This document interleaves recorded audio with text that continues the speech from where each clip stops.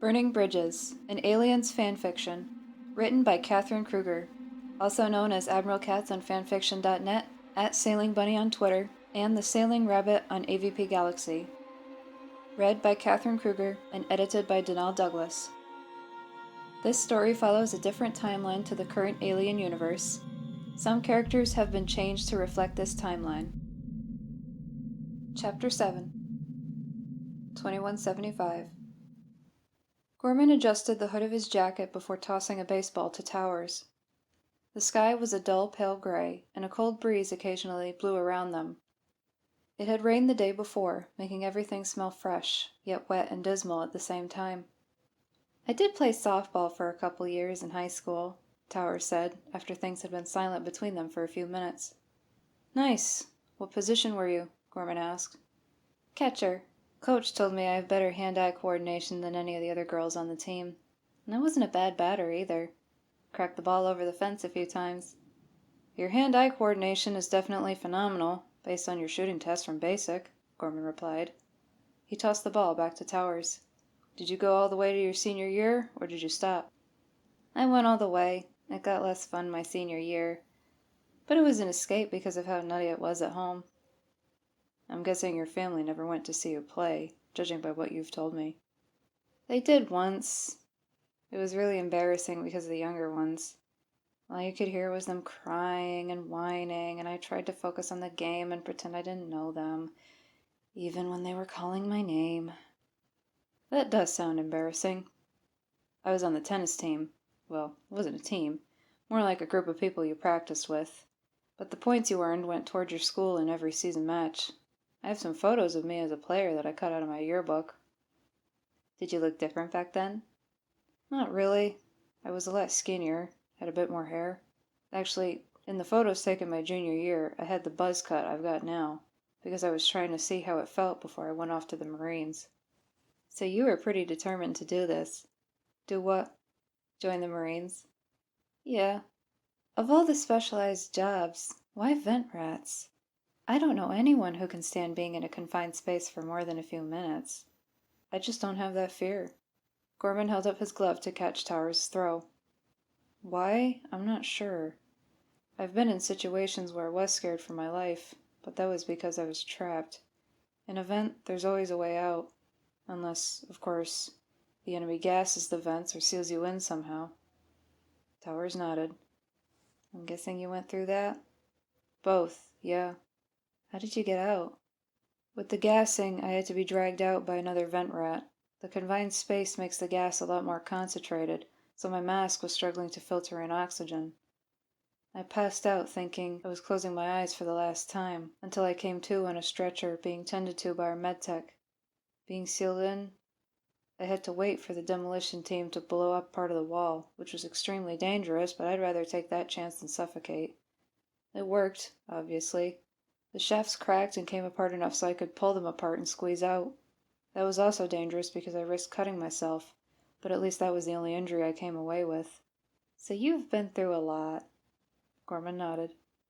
"You're nuts and really cool at the same time. I always thought vent rats were people you just never see. Here I am looking at one. I advanced in rank. Most vent rats don't." "Because they're not good in leadership?" "No."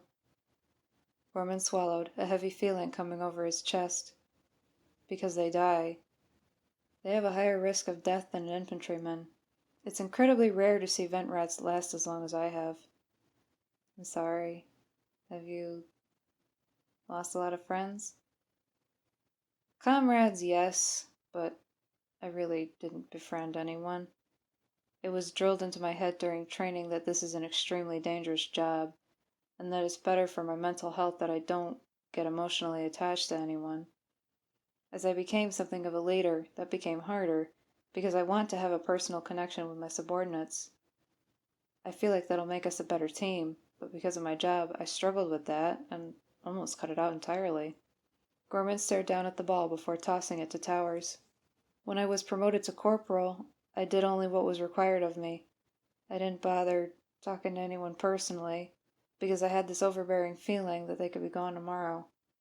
Eventually, when I became a sergeant, I said, 'You know what?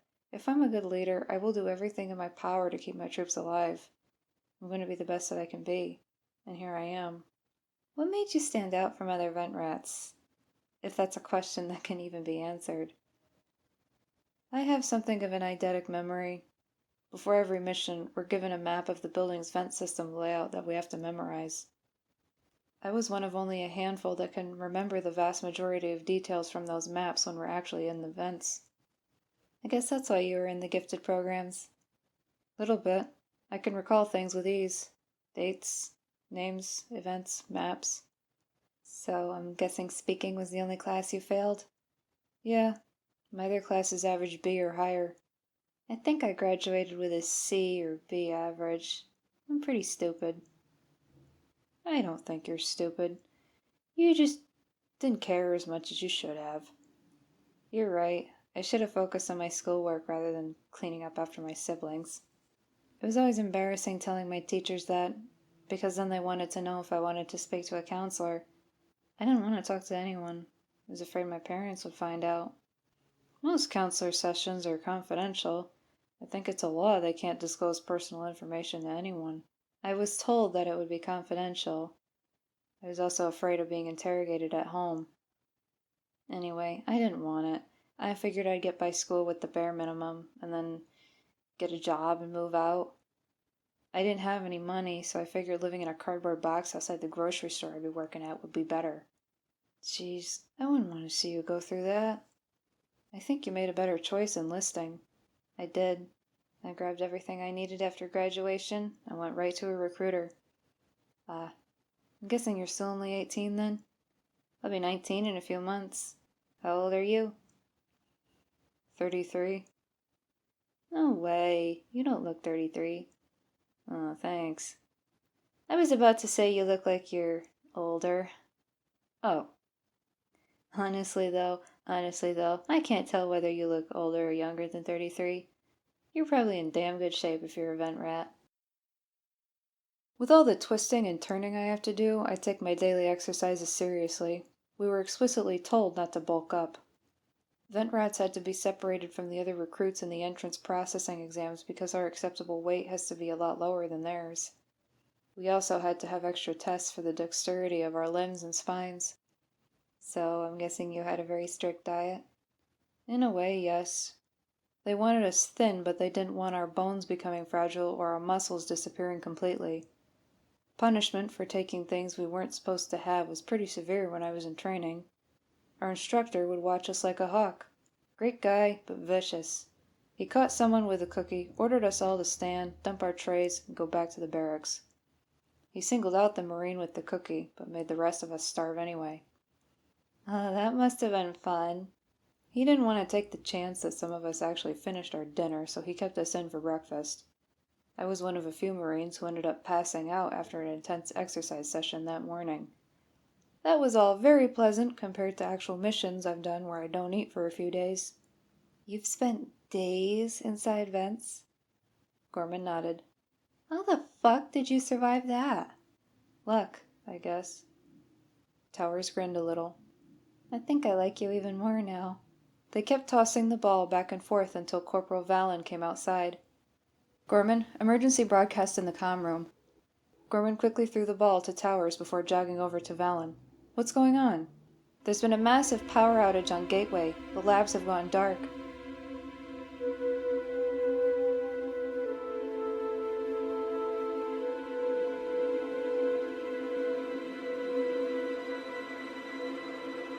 "21:35.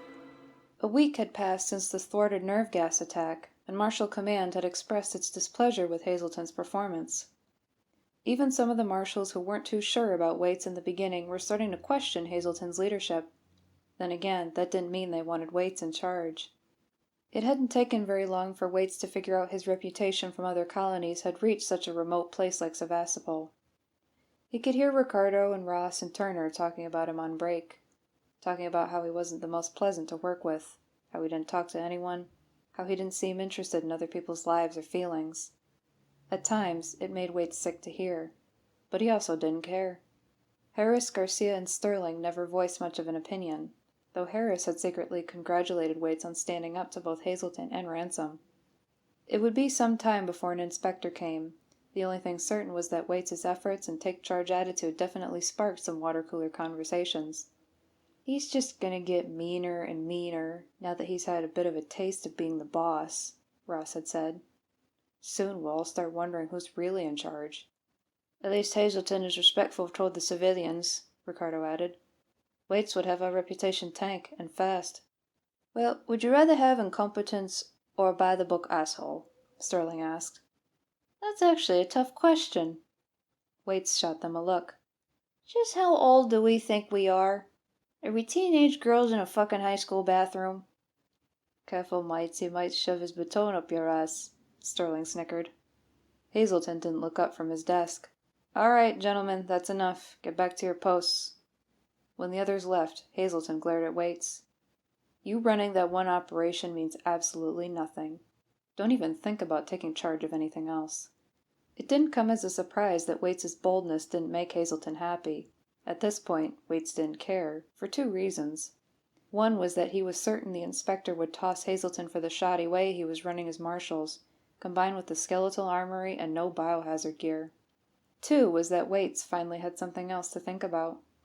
Most people don't have secret friendships. Truthfully, Waits had no reason to keep his friendship with Lingard a secret. He just didn't want rumors spreading like wildfire on Sevastopol. People were likely bored and looking for something interesting to talk about.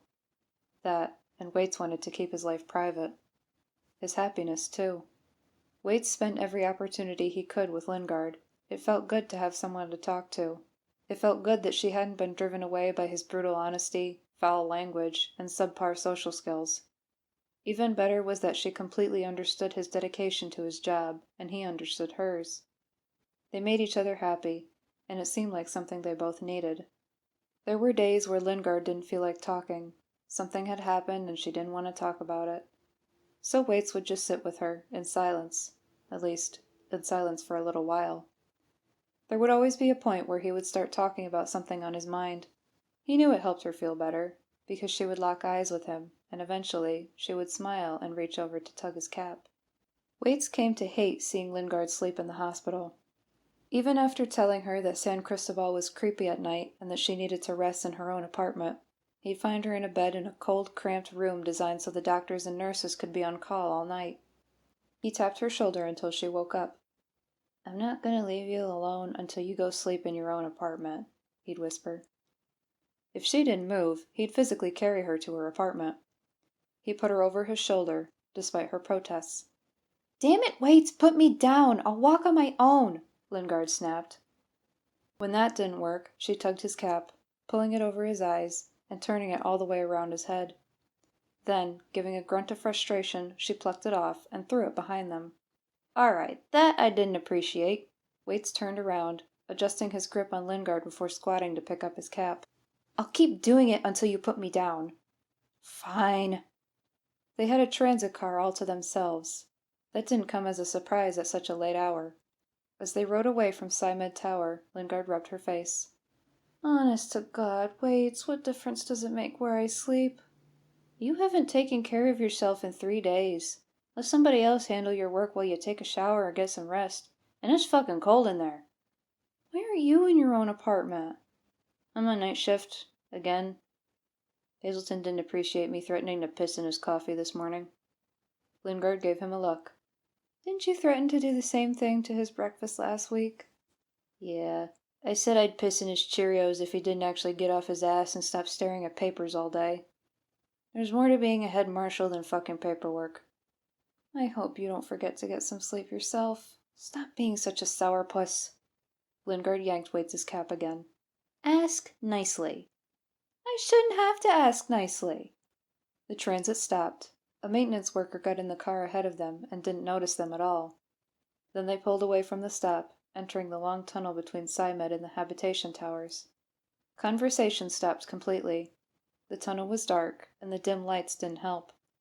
Waits tried to imagine they were in a major city, rather than an increasingly desolate space station. The bumpy ride and Working Joe ads didn't help. From the corner of his right eye, Waits noticed Lingard's head on his shoulder. Her even breathing told him she was asleep. Sighing, Waits put his arm around her, pressing her close and keeping her warm. They stayed that way for the rest of the ride, and when the transit stopped in the habitation towers, Waits gently shook Lingard awake. "Hey, we're here, Sleeping Beauty." He walked with her to the elevator, and found himself being used as something for Lingard to lean on, as she was practically asleep on her feet. Giving another sigh, he whispered, "Could you not do that?" "Do what?" Lingard asked. "Lean on me like that? You're making me sleepy too." "Sorry." The elevator doors opened, and Waits followed Lingard out into the hall. She looked over her shoulder to see he was still with her, and hesitated for a heartbeat or two before putting her arms around him. "Thanks." "For what?" Waits asked. "For giving a damn, I guess." "Ah, no problem. I'm not always an asshole." Lingard stretched up a little. Waits suspected it was to pull his cap again, but froze when Lingard kissed his cheek. "Good night, Waits. See you tomorrow," she said. "Right. Good night, Doc." Waits was blushing when Lingard turned to head to her apartment. A strange blend of shock and happiness swelled like a balloon in his chest. Happiness was much easier to conceal compared to other emotions. Waits didn't have any trouble going back to the Marshall Bureau with his signature grumpiness. Then again, this happiness? Waits grinned when no one was looking at him. He filled his cup at the coffee machine, taking in the delicious scent and wishing he was down in the food court with Lingard instead. Hazelton walked into the bureau, sighing. "Morning, gentlemen."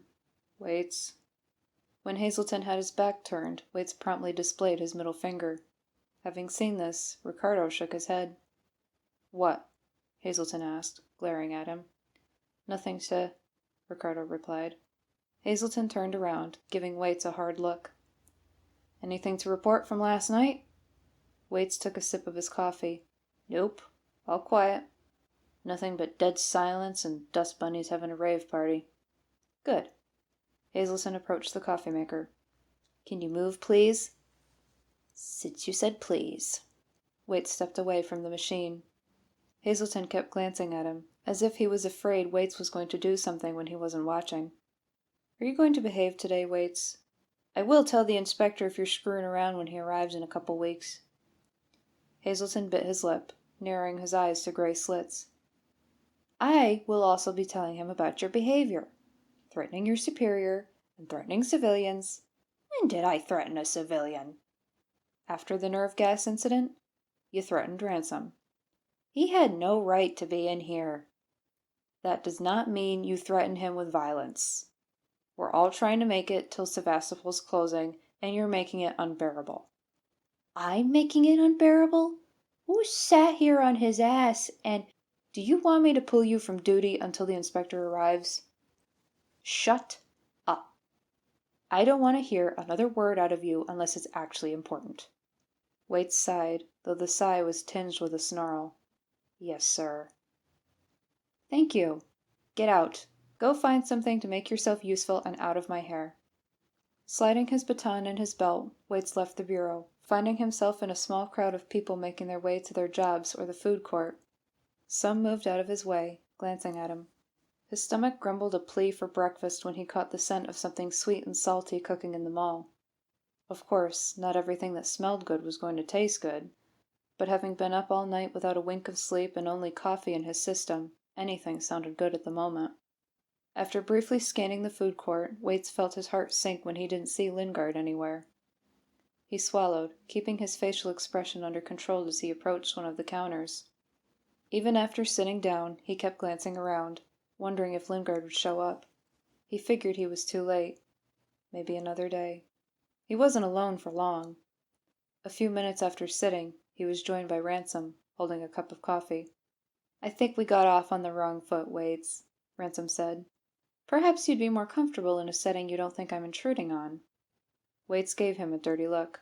"I'm not a moron. I still don't appreciate you barging into the bureau, and I won't forget it." "Well, I certainly don't appreciate you kicking Hazelton around and stealing kisses with Lingard in the halls of the apartment towers." Empty stomach contorting, Waits found himself struggling to keep a newfound rage at bay. "For your information, Hazelton is a crap heap of a marshal, and I haven't kissed Lingard ever." That's not what I saw last night. I went to see what all the voices were near my suite, and I caught you and her pressed close together, hugging and kissing. Why is it any of your business in the first place?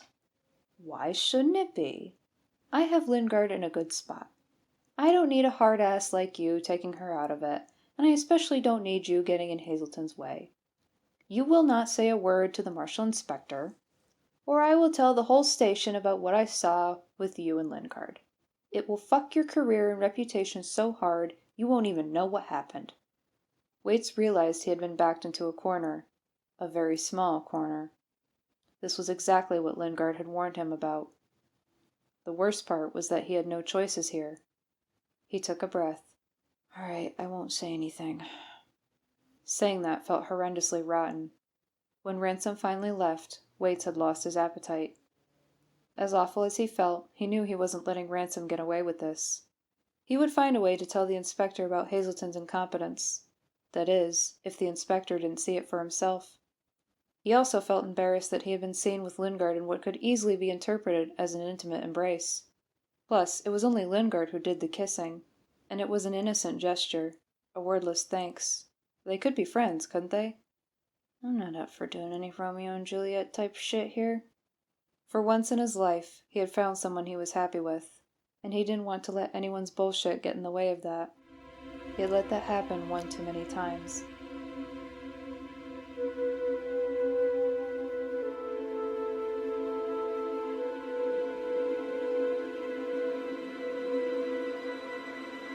$21.75. Gorman and Valen sat in front of one of the computer monitors in the comm room, right as the face of General Russell flickered on. By now, I'm sure you've heard that there's been an incident on Gateway Station. Communication channels are down due to the outage. As of now, we have no clue whether this is an accident or some type of terrorist attack. But I'm ordering all squad commanders to have their Marines ready at my signal. Additional instructions will follow as the situation progresses. The screen flickered off. Fallon glanced at Gorman. Jesus. Gorman sighed. You heard him. Gather everyone in the briefing room. The squad was sitting in the briefing room within 5 minutes of Valen calling them. Gorman sat on a desk next to a large, blank projector screen, waiting for everyone to quiet down. All right, children, let's shut our traps and listen. Wade. Towers. A balled-up piece of paper struck Gorman in the forehead. He smirked at Towers. Knock it off, missy. Hey, seriously, stop talking, everyone.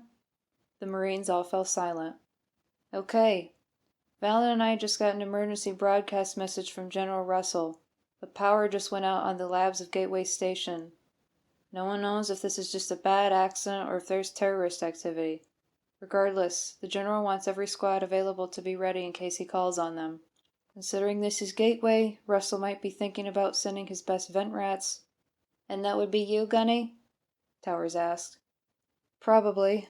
He also gave a strict order not to panic, but to be prepared. I want everyone to head down to the armory, check your weapons and armor.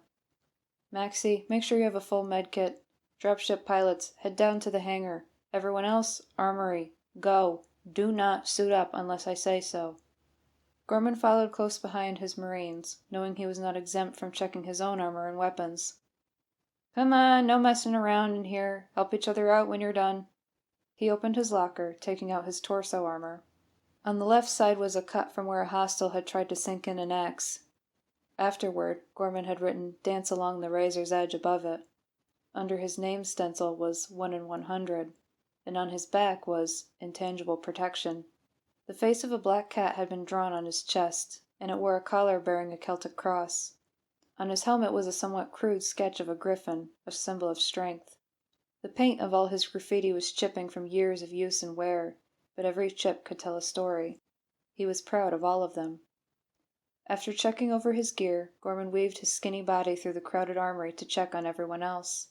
It didn't come as a surprise that Towers had the cleanest set of armor. She hadn't even painted on it yet. But she will in time. Gorman sat next to her. Need any help? No, I'm good, Towers replied. They drilled this checking shit into us at basic. Well, I won't yell at you for not checking it in the exact order they had you do it in basic. I wouldn't worry too much about yours. That's a fresh set. Just make sure nothing's loose or looks like it may have been damaged in the factory." He grinned. "I've seen so much dirtied armor, it's weird seeing it so pristine." Towers smirked a little. Behind her eyes, though, Gorman could see worry, and it wrenched his heart.